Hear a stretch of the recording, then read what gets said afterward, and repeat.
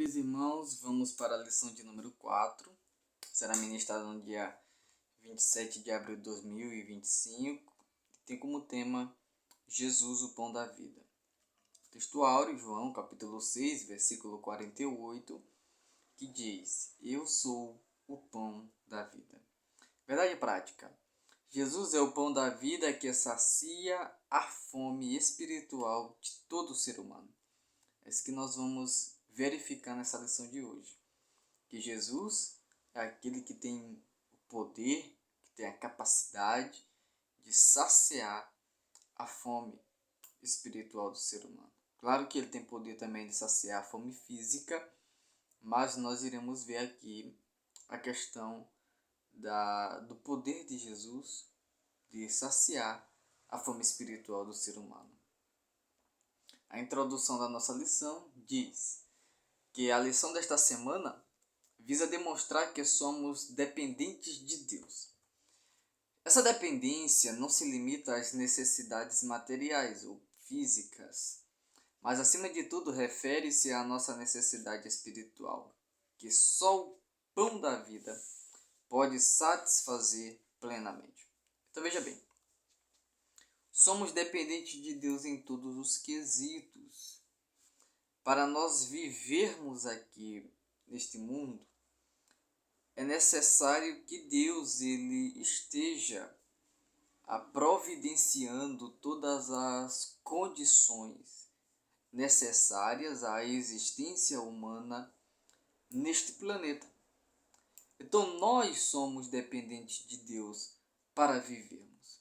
Nós somos dependentes de Deus em tudo, no que diz respeito às nossas necessidades físicas, às nossas necessidades materiais e também as nossas necessidades espirituais.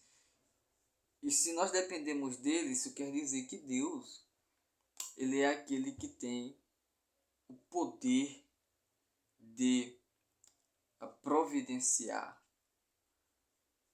para que essa necessidade ela seja suprida. E é isso que nós iremos ver. A necessidade espiritual do homem sendo suprida pelo pão da vida que é Jesus Cristo. Nosso primeiro ponto, aqui nós estamos fazendo um resumo da lição, né? Então, a cada subponto nós vamos pegar ali aquilo que consideramos mais importante e vamos refletir aqui nesses pontos. O primeiro deles fala que Jesus, a multidão e o milagre da multiplicação. Então, Jesus, a multidão e o milagre da multiplicação. O primeiro subponto, a multiplicação de pães e peixes. Jesus ele multiplicou pães e peixes 2 vezes. Pelo menos é isso que nós temos registrado nos evangelhos. Dessas 2 vezes que Jesus multiplicou pão e peixe, João ele registra somente uma dessas ocasiões. O Evangelho de João relata um dos mais impressionantes milagres de Jesus. Alimentar quase 5.000 homens. Detalhe, não são 5.000 pessoas, são 5.000 homens, fora as crianças e as mulheres. Só que Jesus ele alimentou essa enorme multidão com 5 pães e 2 peixes. A narrativa está presente nos 4 registros do Evangelho. Você pode ver aí em tela as referências bíblicas. João, ele inicia o capítulo de número 6, que é onde ele vai registrar a fala de Jesus e a revelação de Jesus como pão da vida, com a expressão depois disso, referindo-se aos eventos posteriores ao discurso de Jesus aos judeus em Jerusalém por ocasião de uma provável festa da Páscoa. Então, depois desse discurso do Senhor Jesus aos judeus em Jerusalém, João diz, depois disso, depois desse acontecimento, depois desse discurso de Jesus, aí ele vai iniciar a narrativa do capítulo de número 6. O milagre, sendo o único milagre relatado nos 4 evangelhos, ou seja, além da morte e ressurreição de Jesus, além da paixão de Cristo, que é registrada nos 4 evangelhos, a multiplicação dos pães e peixes, essa aqui especificamente, ela está registrada nos 4 evangelhos. Ela é apresentada como uma poderosa manifestação do poder ilimitado de Jesus. Então esse milagre, ele vai mostrar para a gente como o poder de Jesus ele é ilimitado. O poder de Jesus não tem como ser limitado, porque Jesus é Deus. Ele é apresentado no Evangelho de João, claro, como um homem, mas o enfoque maior está na deidade de Jesus. Então, nesse Evangelho, o Senhor Jesus, ele é apresentado como Deus. E sendo Jesus apresentado como Deus nesse Evangelho, Jesus possui o poder ilimitado. Ou teologicamente falando, Jesus possui o atributo divino da onipotência. Jesus tem todo o poder.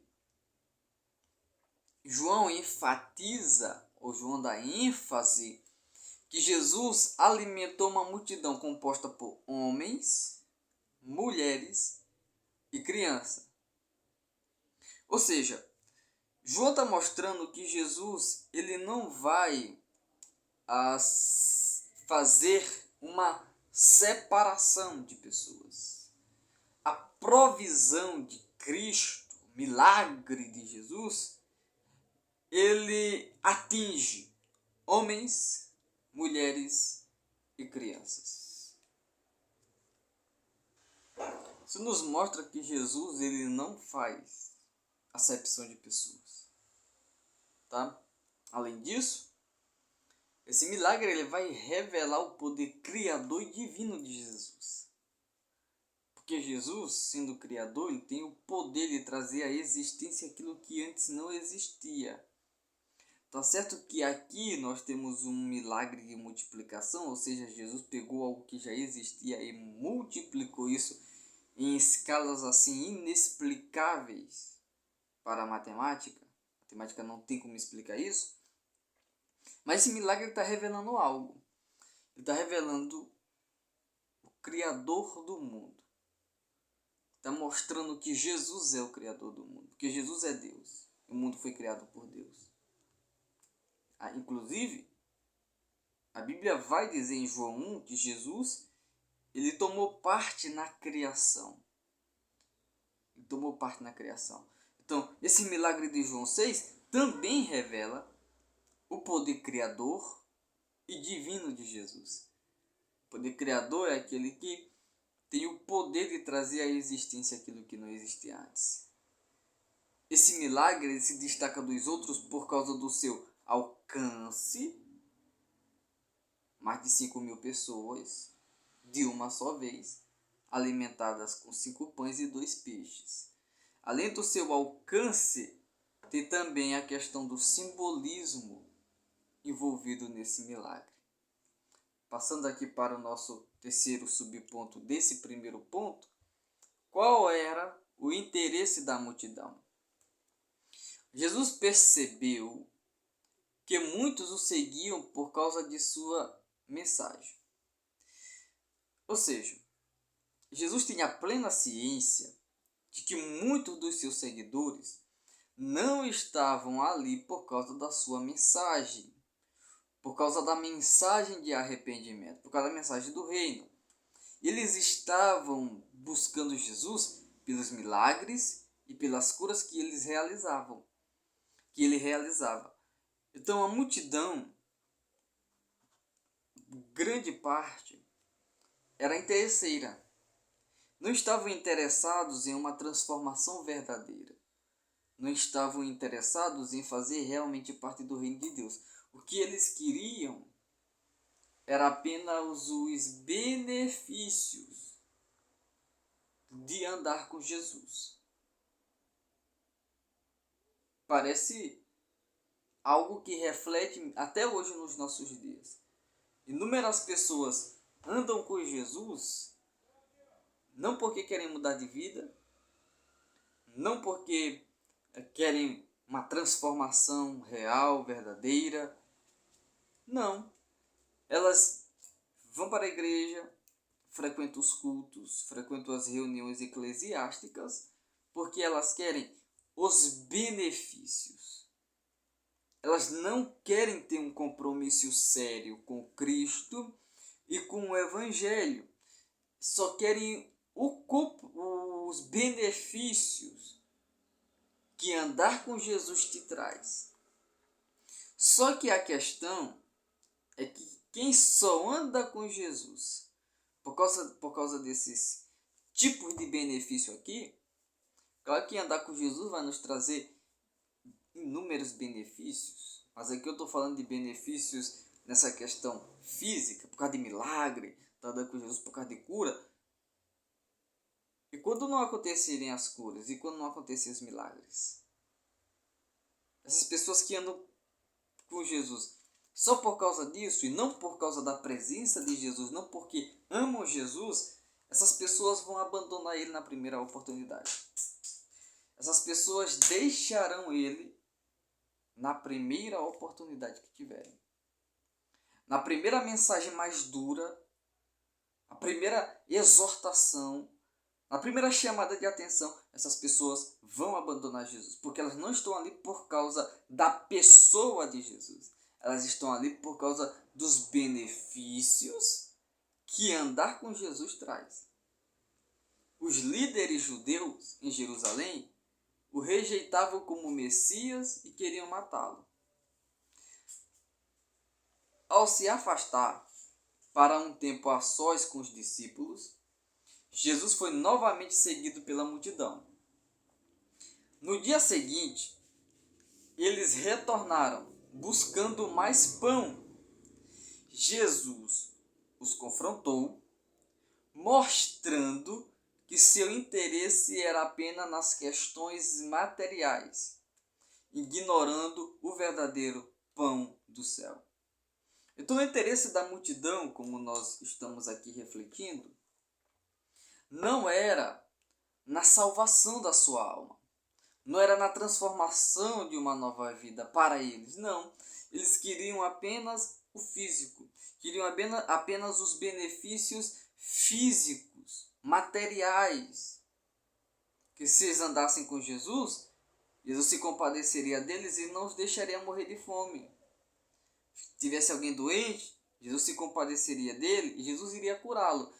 Mas se a coisa apertasse, se a mensagem de Jesus ficasse muito dura, eles abandonariam Jesus, davam um tempo e depois voltavam quando a necessidade surgisse.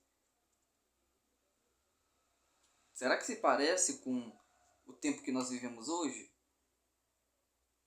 Será que existem pessoas que andam com Jesus somente para pegar ali os benefícios, mas quando a coisa aperta, quando a mensagem aperta, quando a exortação vem, só diz, não, vou dar um tempo, depois eu volto. Será que acontece isso nas nossas igrejas? Para nós refletirmos, né? Interessante nós refletirmos nessas situações. Esse cenário não é muito diferente de hoje. Muitos buscam milagres e poucos se interessam pela mensagem. Jesus conhece as necessidades humanas, mas sabe que milagres não bastam para preencher as necessidades humanas. É necessário um alimento espiritual mais profundo para a alma. É necessário esse alimento espiritual. Nosso segundo ponto fala: Jesus desafia a fé dos discípulos. Jesus desafia a fé dos discípulos. Se Jesus desafiou a fé dos discípulos dele antes, não tenha dúvida que Jesus vai também desafiar a nossa fé nos dias de hoje. Primeiro subponto, Jesus subiu ao monte. Que monte seria esse? Não há uma identificação precisa sobre a localidade. Em uma região montanhosa como aquela, existiam várias elevações que, embora não fossem altas, serviam como bons pontos de observação e de ensino, porque tinha toda também a questão do vento que ajudava ali os mestres, né? Jesus subiu ao monte e sentou-se com os discípulos. De lá, ele viu a multidão se aproximando e aproveitou para desafiar a fé de Filipe com a pergunta. Olha que pergunta que Jesus fez para desafiar a fé de Filipe. Onde compraremos pão para que estes comam? Veja que era uma grande multidão. Imagina Filipe olhando uma multidão de aproximadamente 5.000 homens, fora as mulheres e crianças, e olhando, e Jesus pergunta para ele: eu preciso alimentar essas pessoas, onde nós vamos comprar pão para essas pessoas? Imagina o quanto que a mente de Filipe deve ter trabalhado. Então Jesus aqui, ele está desafiando a fé de Filipe. Está realmente fazendo com que Filipe reflita aquilo que tem no coração dele. Se ele realmente crer que Jesus é poderoso para prover para as suas necessidades, ou ele vai querer resolver o problema de forma meramente humana. Filipe vai confiar em Jesus e na provisão de Jesus. O Filipe vai tentar arrumar uma solução meramente humana para esse problema que Jesus propôs a ele. Como sempre, o relacionamento de Jesus com seus discípulos era repleto de ensinamentos profundos. Lembre-se que durante esse período Jesus os estava treinando.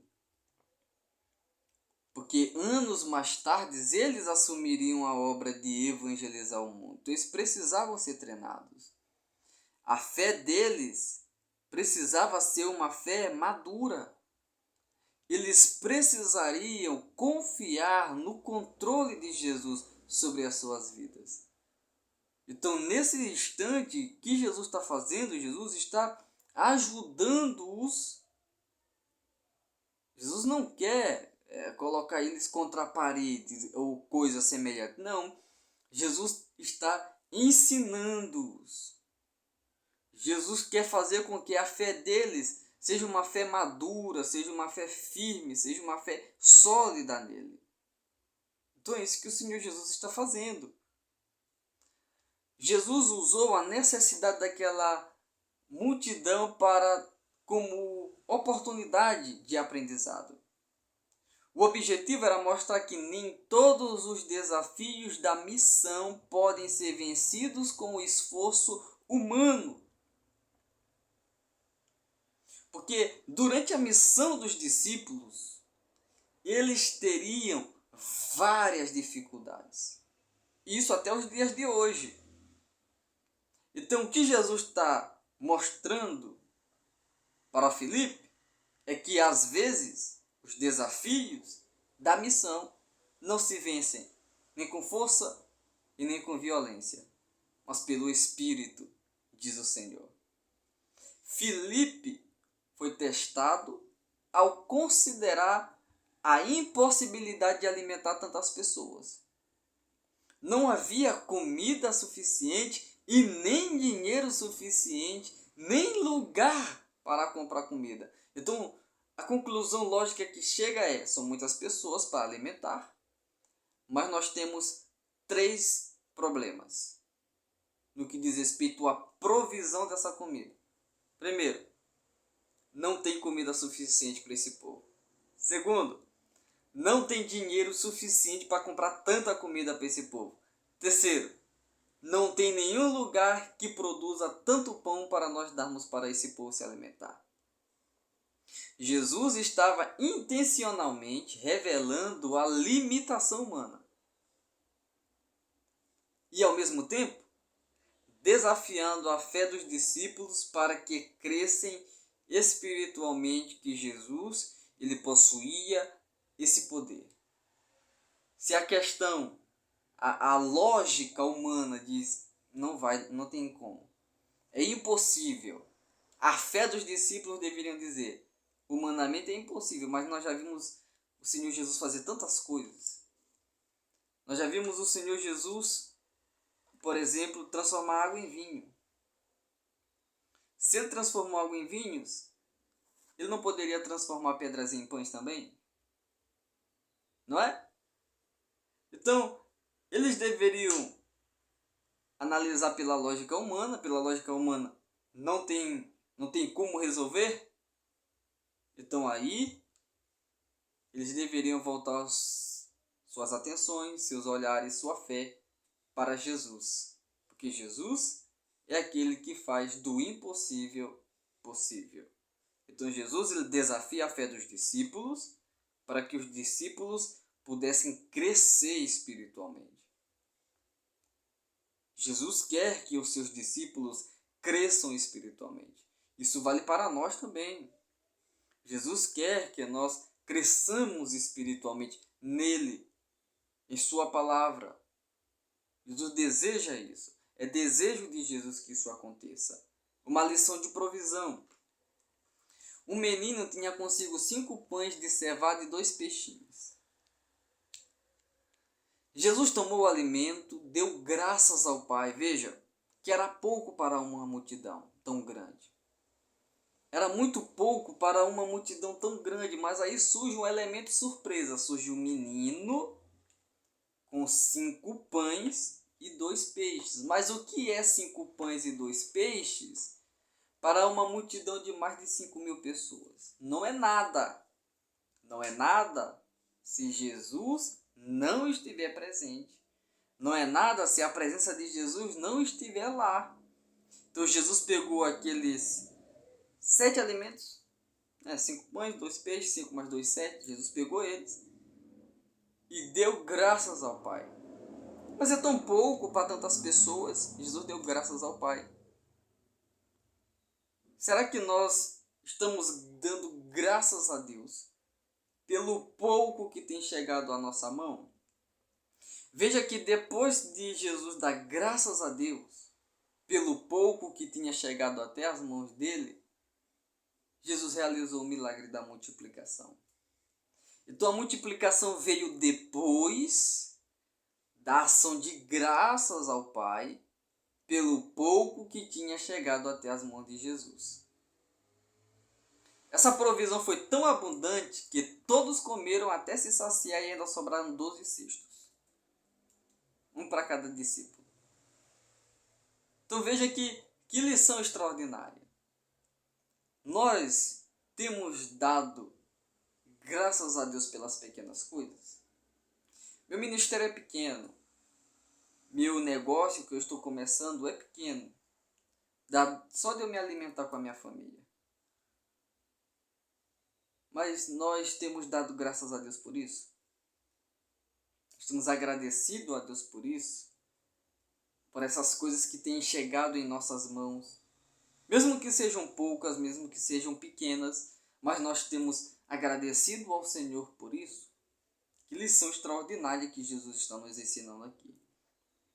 Esse episódio nos ensina que Deus pode fazer o extraordinário com o pouco que temos. E que Ele manifesta a sua provisão de maneira poderosa àqueles que confiam nele. Então, se nós temos pouco, mas nós temos. É pouco, mas nós temos alguma coisa. É pouco, mas nós temos. E nós temos fé. É o ingrediente necessário para que o milagre aconteça em nossa vida. Então, esse episódio, ele nos ensina que Deus pode fazer o extraordinário do pouco que nós temos. Lembre-se, não há limitações em Deus. Não há limitações no poder de Deus. Passando aqui para o nosso último ponto, Jesus, o pão que desceu do céu. Qual é o real interesse da multidão? No dia seguinte ao milagre da multiplicação dos pães e peixes, a multidão procurava Jesus em Cafarnaum. Ao encontrá-lo, Jesus confrontou eles com a verdade. Imagina, milagre extraordinário. No outro dia, todo mundo estava querendo ir até Jesus. Então Jesus, ele olha para a multidão e vai confrontar eles, dizendo: na verdade, vos digo que me buscais, não pelos sinais que vistes, mas porque comestes pão e vos saciastes. Ou seja, aquela multidão queria apenas a provisão material.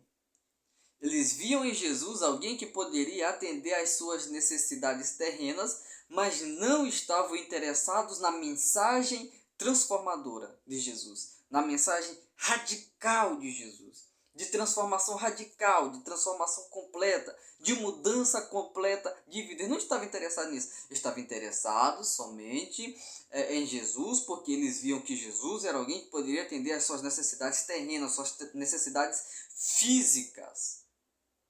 Jesus, no entanto, Jesus queria oferecer a eles algo maior, algo mais profundo, que era o verdadeiro pão do céu, ou seja, ele mesmo.